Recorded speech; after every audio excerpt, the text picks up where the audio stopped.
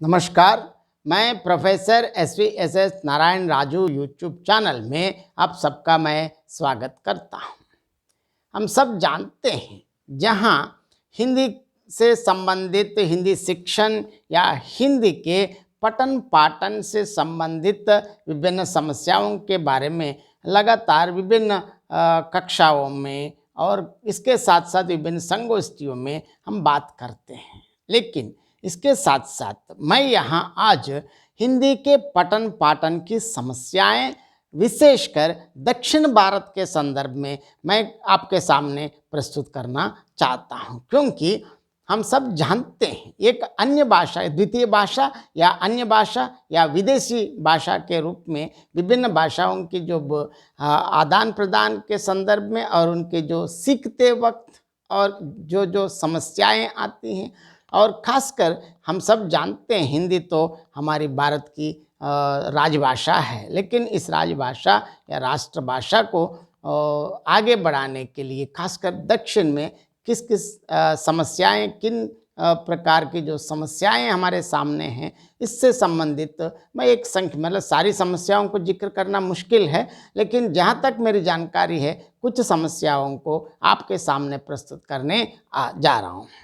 राष्ट्रभाषा, राजभाषा और संपर्क भाषा के रूप में देश के अधिकांश लोगों द्वारा हिंदी समादृत हुई है। दक्षिण भारत में हिंदी का प्रचार प्रसार व्यापक तौर पर हो रहा है। कई सरकारी एवं गैर सरकारी संस्थाएं हिंदीतर प्रांत दक्षिण भारत में हिंदी के प्रचार प्रसार को प्रोत्साहन देने लगी हैं। हिंदी प्रचार सभाओं की स्थापना हुई। दक्षिण भारत के छात्र अपनी मातृभाषा और अंग्रेजी के साथ साथ हिंदी का भी अध्ययन करने लगे। त्रिभाषा नीति के समर्थन में कई सरकारी शैक्षिक संस्थाओं ने समय समय पर जो निर्णय लिए, उनके अनुसार दक्षिण भारत खासकर तमिलनाडु के अलावा की पाठशालाओं और महाविद्यालयों में हिंदी के पठन पाठन से संबंधित कई नियम लागू किए गए और पाठशालाओं, महाविद्यालयों और स्नातकोत्तर स्तर पर हिंदी भाषा एवं साहित्य के अध्ययन के लिए आवश्यक सुविधाएं उपलब्ध करने के कई प्रयत्न हुए। हिंदी भारत की राष्ट्रभाषा है। भारतीय सभ्यता एवं संस्कृति के विविध आयामों तथा भारत के प्राचीन इतिहास से अवगत होने के लिए हिंदी की जानकारी प्राप्त करना आवश्यक ही नहीं, अनिवार्य भी मैं मानता हूँ। इसमें कोई संदेह नहीं कि समेकित रूप में भारतीयता के स्वरूप को जानने पहचानने के लिए हिंदी भाषा एवं साहित्य के इतिहास से भी परिचित होना आवश्यक है। हिंदी आर्य भाषा परिवार की प्रतिनिधि भाषा है। संस्कृत इसकी जननी है। पाली, प्राकृत तथा अपभ्रंश के रूप में विकसित होकर हिंदी वर्तमान में उत्तर भारत के अधिकांश राज्यों के लोगों की मातृभाषा के रूप में प्रचलित है। दक्षिण भारत के छात्रों में हिंदी के अध्ययन के प्रति विशेष रुचि होने के बावजूद हिंदी को सीखने में वे कई प्रकार की समस्याओं का सामना करने लगे। नैसर्गिक वातावरण से वंचित होने के कारण सहजता से हिंदी को सीखने में वे असमर्थ होने लगे। हिंदी का वातावरण केवल कक्षाओं तक सीमित रहा। छात्र जो कुछ हिंदी कक्षाओं में सीखते हैं वह साहित्यिक भाषा होती है। इसी कारण से दैनंदिन जीवन में उपयोगी काम चलाऊ अर्थात प्रयोजनमूलक भाषा से वे अपरिचित हैं। हिंदी में प्रचलित मुहावरों और लोकोक्तियों से भी वे अपरिचित रहते हैं।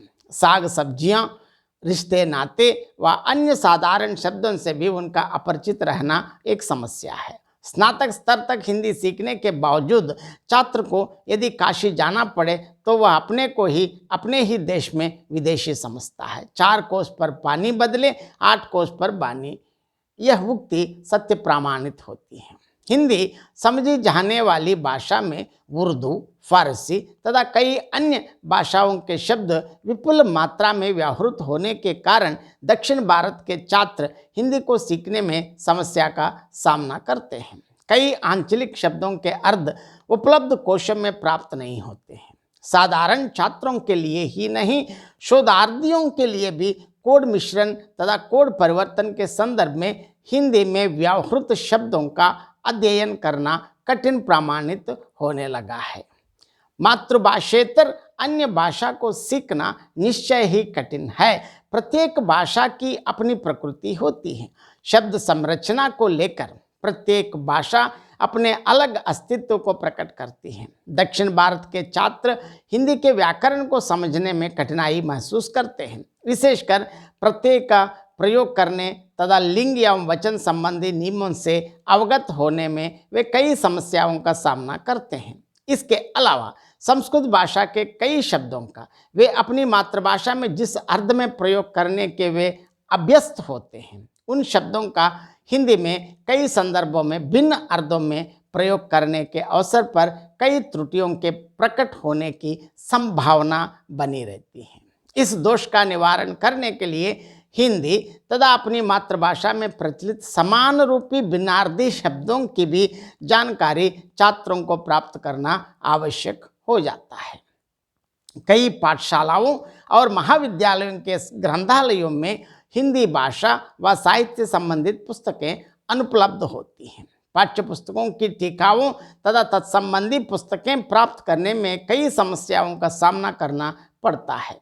प्रधान विषय के रूप में हिंदी का चयन कर स्नातक उपाधि प्राप्त करने पर रोजगार प्राप्त होने की न्यूनतम संभावनाएं होने के कारण हिंदी के अध्ययन की ओर छात्र आकर्षित नहीं होते। स्नातकोत्तर स्तर पर भी हिंदी का अध्ययन करने वालों की स्थिति यही रही। इन छात्रों को कम से कम उनके अध्ययन काल में सरकार की ओर से कोई छात्रवृत्ति देकर उन्हें प्रोत्साहन करने की कोई योजना लागू नहीं है। यदि कुछ योजनाएं हैं तो भी उनसे लाभान्वित होने वाले छात्रों की संख्या बहुत कम ही नहीं, न के बराबर कह सकते हैं। हिंदीतर भाषी छात्रों को हिंदी प्रांतों में यात्रा करने जो सीमित मात्रा में अनुदान देने की योजना है, उससे सीमित काल परिसर में हिंदी के व्यावहारिक ज्ञान को प्राप्त करने की बहुत कम संभावनाएं बनी रहती हैं। सभी विद्यालयों में हिंदी में निबंध लेखन व भाषण प्रतियोगिताएं नियमित रूप से नहीं होने लगी। स्नातकोत्तर स्तर पर हिंदी का अध्ययन करने और शोध उपाधि के लिए अनुसंधान करने वालों की हिंदी भाषा एवं साहित्य पर वर्तमान में गंभीर रूप से काम करने वाले विद्वानों व समालोचकों की उपलब्धियों से पूर्णतः अपरिचित रहने की दयनीय स्थिति है। इनके लिए हिंदी साहित्य के सृजन व समीक्षा के संदर्भ में समकालीनता 30 वर्ष पुरानी या 40 वर्ष पुरानी हो गई हैं। अद्यतन संपन्न शोध कार्य से भी वे अपरिचित रहने लगे। जब तक किसी महत्वपूर्ण रचना को उनके पाठ्यक्रम में स्थान नहीं मिलता और उस रचना पर टीका व समीक्षा सामग्री नहीं मिलती, तब तक दक्षिण के सामान्य स्तर के छात्र उस रचना के व रचनाकार के नाम से भी परिचित नहीं होते। हिंदी पत्र पत्रिकाओं के पर्याप्त मात्रा में अप्रचलन के कारण से भी हिंदी साहित्य के विकास के वर्तमान चरण से वे परिचित नहीं होने लगे हैं। हिंदी साहित्य का इतिहास हजारों वर्ष पुराना है। हिंदी पद्य और गद्य साहित्य को सुसंपन्न एवं सुविख्यात बनाने वाली अनगिनत रचनाएं हैं। हिंदी को विश्व भाषा के स्तर पर ला खड़ा करने वाली रचनाओं के प्रणेता भी असंख्यक हैं। खेद की बात यह है कि दक्षिण भारत के हिंदी छात्र 40 व 50 हिंदी रचनाकारों का नामोल्लेख मात्र कर सकते हैं। दक्षिण भारत में हिंदी के अध्ययन की स्थिति भी निश्चय ही संतोषजनक नहीं है, क्योंकि हिंदी भाषा की प्रकृति व व्याकरण के सामान्य नियमों से नितांत अपरिचित छात्रों को गंभीर रूप से प्राचीन तथा आधुनिक हिंदी काव्यकार और गद्यकारों की प्रतिनिधि रचनाओं को पढ़ना वास्तव में एक चुनौती है। पाठ्य ग्रंथों की बाजार में अनुपलब्धता के कारण छात्रों को पढ़ना अत्यंत कठिन साध्य होता है और दक्षिण भारत में इन दिनों कई कॉरपोरेट कॉलेजों में संस्कृत को द्वितीय भाषा के रूप में स्वीकार कर परीक्षा देने वाले छात्रों को न्यूनतम अंक 85 से 90 प्राप्त होने लगे, कभी कभार 100 के 100। वे अपने प्रश्नों के जवाब मातृभाषा अंग्रेजी व संस्कृत में दे सकते हैं। ऐसी स्थिति में +2 या इंटरमीडिएट व 12वीं की कक्षाओं में हिंदी की द्विभाषीय भाषा के रूप में लेने के लिए द्वितीय भाषा के रूप में लेने के लिए कोई भी छात्र रुचि नहीं दिखाने लगे। इसका कारण यह है कि संस्कृत लेने से उनको 100 अंक मिल जाता है। इसका प्रभाव स्नातक और स्नातकोत्तर स्तर पर हिंदी के विभागों पर पड़ने लगा। ग्रंथालयों में हिंदी की पुस्तकों की अनुपलब्धि के कारण से भी हिंदी के अध्यापक नवीनतम उपलब्धियों से परिचित नहीं हो पा रहे हैं। वास्तव में हिंदी के अध्ययन व अध्यापन की स्थिति से भली भांति परिचित होने के बावजूद सरकार इस समस्या के निवारण हेतु कोई कदम नहीं उठाने लगे। हिंदी के प्रचार प्रसार में निष्ठा की कमी स्पष्टतः दिखाई देने लगी।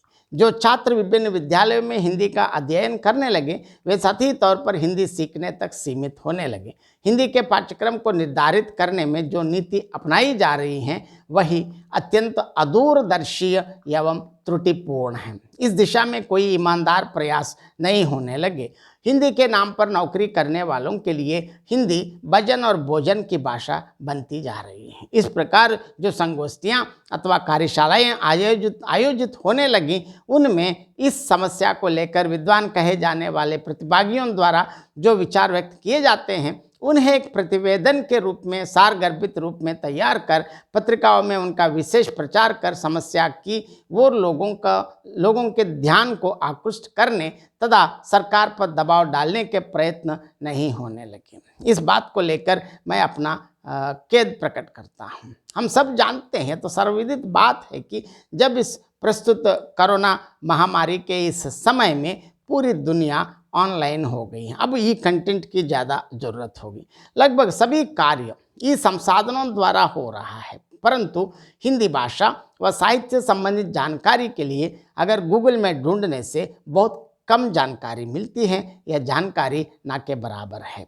आजकल हिंदी से संबंधित जानकारी ई माध्यमों द्वारा देने के लिए अनेक लोग प्रयत्न तो कर रहे हैं। मैं भी अपने हिंदी विभाग तमिलनाडु केंद्रीय विश्वविद्यालय के माध्यम से विभिन्न ये संसाधनों द्वारा हिंदी भाषा और साहित्य की जानकारी देने के लिए कोशिश कर रहा हूँ। इसके लिए आप professor SVSS Narayan Raju YouTube channel, doctor Narayan Raju blogspot.com ब्लॉगों में भी आप देख सकते हैं। लेकिन मैं जो कर रहा हूँ बिल्कुल ऐसे राम भगवान श्री राम सेतु बनाते वक्त गिलहरी ने जो सहयोग किया है, मैं भी हिंदी के लिए एक गिलहरी का जो प्रयास मैं भी कर रहा हूं, लेकिन ये बिल्कुल न के बराबर ही है। उपर्युक्त समस्याओं और इन समस्याओं को दूर करने के लिए वर्तमान तकनीकी तथा ई संसाधनों को पूर्णतः उपयोग करने की आवश्यकता है। इस कार्यक्रम के लिए सरकार द्वारा आवश्यक सहयोग देने की भी पूर्ण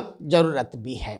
और इस संदर्भ में मैं यही कहना चाहता हूँ, दक्षिण में इतनी भी समस्या होने के बावजूद भी दिन ब दिन हिंदी सीखने वालों की और अध्ययन पढ़ने और पढ़ाने वालों की भी संख्या बढ़ रही हैं, लेकिन इनकी जो छोटी मोटी समस्याओं को दूर करने का स्तुत्य प्रयास विभिन्न शैक्षिक संस्थाएं और इसके साथ साथ स्वच्छंद संस्थाएं और सरकार की ओर से भी और भी अनेक प्रयत्न करने की आवश्यकता है। मैं इतना ही महसूस करता हूं और मैं जो जानता हूं, मैंने अपने विचारों के बल पर, मैं अपने जो अनुभव के आधार पर जो छोटी मोटी समस्याएं मैं आपके सामने लाने का एक प्रयास किया था। मैं धन्यवाद।